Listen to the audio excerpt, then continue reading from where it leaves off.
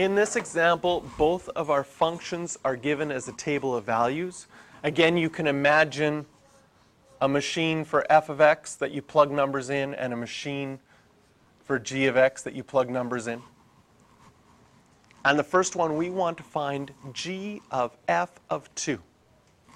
So that means we'll first figure out the inside of the function and say, what's f of 2? If I plug in a 2 into f of x, what would come out?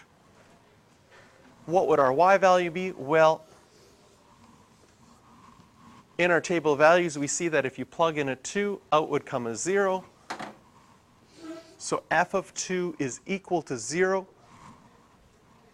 And this becomes g of 0. Then what's g of 0? That says what happens when you plug 0 into g of x? Well, if my x value is 0, out would come 1. So this is equal to 1.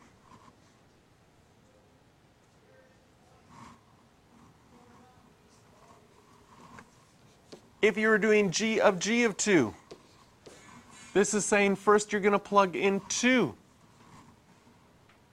Oops. I don't know what the answer is yet. Oh, that's purple. First you're going to plug in 2. When you plug in 2, you get -1.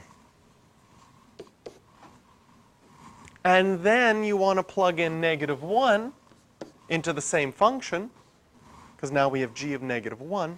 If you plug in -1,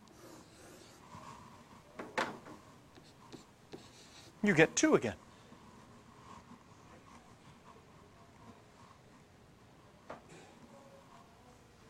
So based on that, could you figure out g of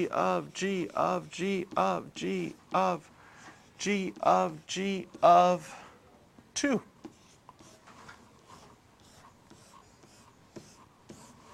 Whew. What would that be?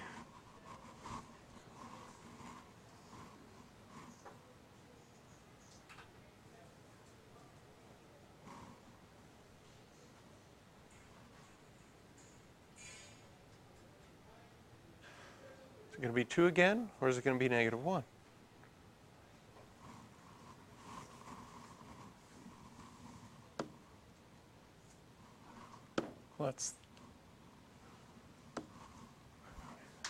That would be -1. Then that would be 2.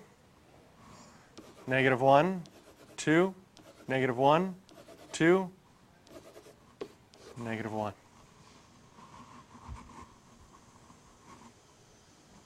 Do you like the smoking pencil? Yes. Okay.